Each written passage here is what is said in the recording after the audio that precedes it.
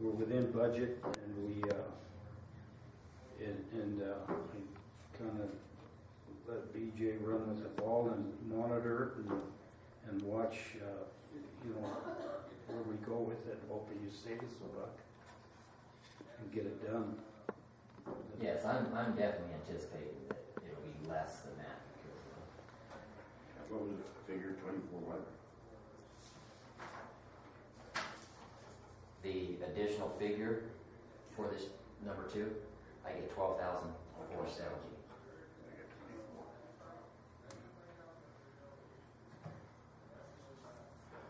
All right, if you feel comfortable with it, Mike, we take a motion that we approve the change order of up to $12,470. And that Basin Engineer monitors it, right, for on our behalf. And then what I'll do is we'll come back and prepare a change order exactly based on those things, and that will replace this authorized amount we have. George? Yeah, I have a concern that the Wreck Brothers haven't presented their figures. They need to do that. We had a situation with the Parker project, Carson Construction. I don't want to go through that fiasco again. We also have an ongoing problem with the Mount Wheeler and Winter Road. Those people have to come in with figures, something that they can live with, and if you have to have a special meeting, it's not going to take you that long to approve it, but you need hard figures. I don't doubt what BJ is saying, but it has to come from the Wreck Brothers. And you've got at least 2 projects in a very short time that the city's still boiling about. We got some problems, and they haven't been rectified. I'm 100% on board, George. That paperwork is extremely important. I have, requested, and it just unfortunately is there. And if you go back in and read the things inside that contract, they're required within a certain number of days to be providing us this information. And so the thing that I don't want to get into is I don't want to get in a situation where at the end of the project they pull out a little list. Oh, well, on the second day of the job I ran into this little problem. The third day I ran into this little problem that are way long gone past, our recollection. So I'm not aware of anything that, they've run into that should be coming back in and requesting a change order on their part, and they have an obligation to get that in a timely manner, because I don't want to have to go look in our daily reports. I don't want to have to go back to our recollection of something that happened 2 months ago, one day that caused them a couple hours delay. They have an obligation to get that to us in a timely manner, so that, if they follow the contract, get it to me in a timely manner, I come back and oh yeah, on Tuesday, you're right, we did run into this. But I am not aware of anything of that, and they've never informed me of it, and I will be a little frustrated, a little upset if they come at the 11th hour and present us with a little list of something that was, months ago. I kind of just would agree with George. Let's put the pressure on them and tell them to have it ready by next Thursday. Okay. And then also let's have this change order number 1. Number 1, correct. Okay.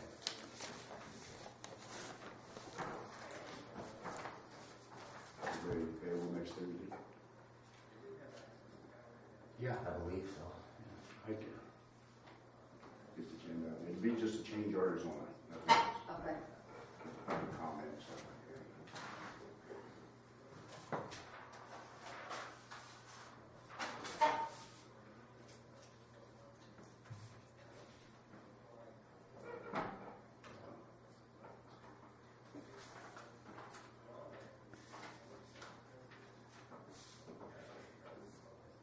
Any updates? I'll give you an update on the project. Project is this morning they're pouring their first concrete.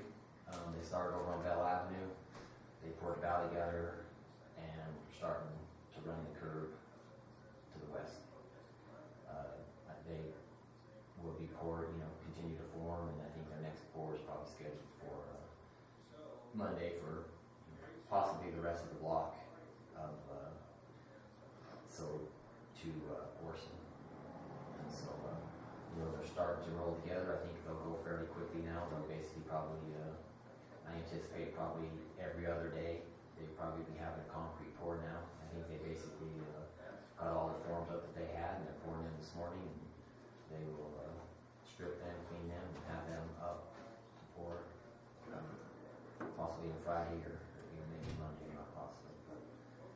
Mountain Wheeler Power started down there this week. They're working on the west side of the railroad tracks.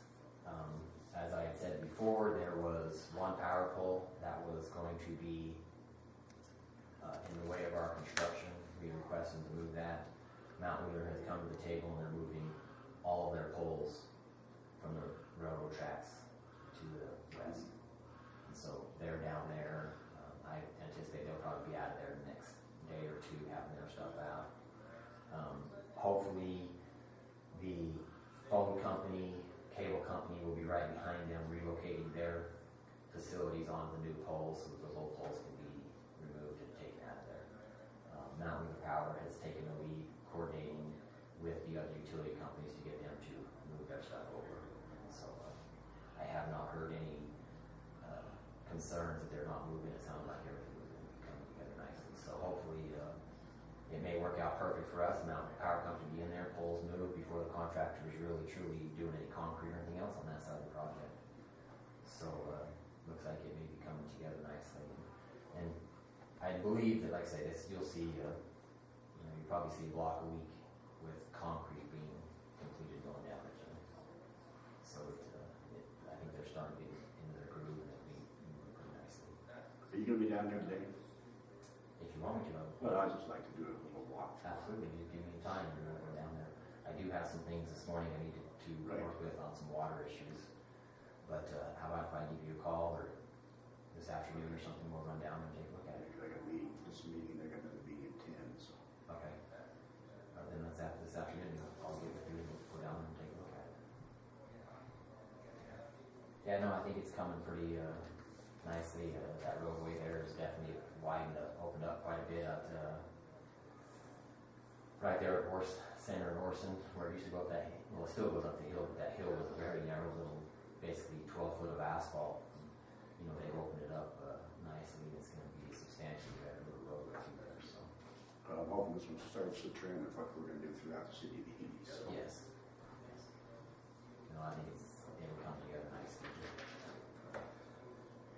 Item 5, discussion action approval of payment of American Pavement Preservation invoice.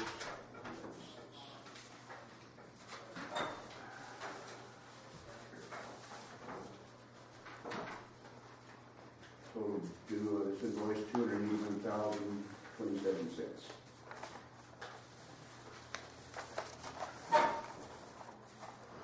Yes, got the spreadsheet and the receipts, the numbers that we agreed upon with American Asphalt.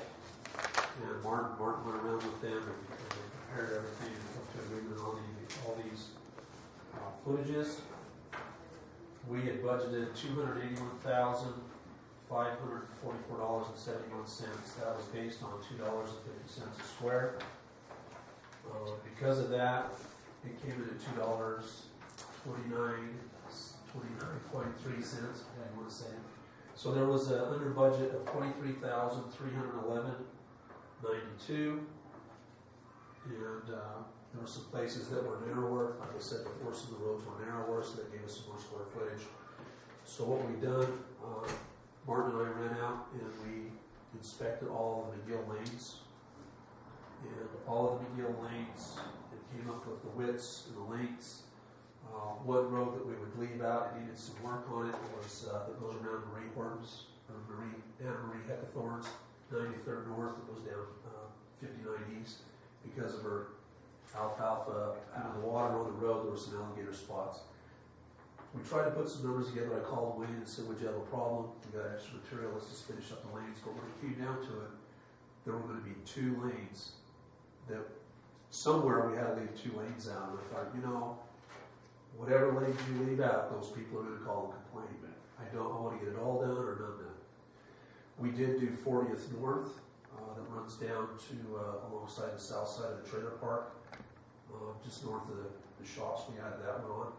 And then last year we had some areas where our snowplow had chipped up areas for some reason. It chipped areas on the Lackawanna Road. So we went out and we touched those up. So the budget is about, what is the difference there? About $544 less than what we budgeted for.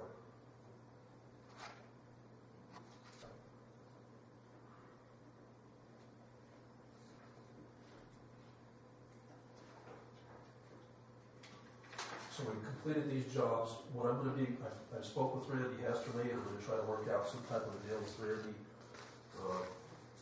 through public transit. I'm going to go back there to Baker Cutoff and restripe the Baker Cutoff. I had asked for his assistance also of helping me with the Lackawanna Road. We need to get that restriped again and make sure that our passing lanes where the skip lines go, we put them in the proper places through their engineering. Bart tells me he believes that they've already gone out and done that work for us, so I want to get with them, and I think if we just buy the paint, that they'll stripe it. So I'm working with Randy hopefully the next few weeks, and we'll have that done before winter. How's the signage out there when you come into Baker? It shows that cutoff back to 50. Is there signage out there? I'm Or sorry. whatever, 47, is that the one that goes into Baker? 487. And then it cuts off, goes back to 50. Oh, what does it look like? I couldn't tell you. I've had people come through and they say, well, we didn't know where to turn at. Then you had to get to Baker, but they didn't know how to take that cutoff back.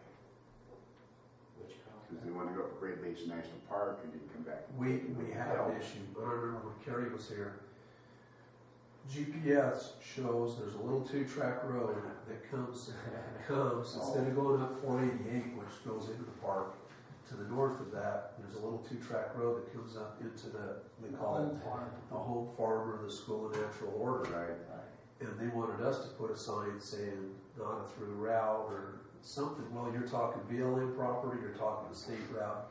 It'd be easier for me to get with Randy and see if we can put that right on the state route, because a lot of people in their motorhomes are all up there. They're following Yeah, I know. GPS, That's so what they say. It is. that's something we need to follow up on They too. don't want to go through Milford. They want to come back and go through Delta. So. Yeah, that's state highway then, if you Yeah. want to cut off. So I'd have to get with Randy and see what it says. I don't recall. When I turn the corner, I'm looking at the pavement, I'm looking at the signs.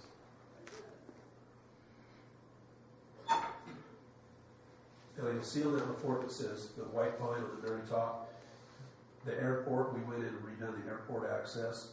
That it's $1,485 with the ballpark. That's already, they've already got a PO for that, and we'll be billing the airport for that amount of money to redo that. Okay. Any questions, Mike? No problems. I move that we pay American Pavement reservation $281,027 for the project that's been approved. Okay, I'll second it.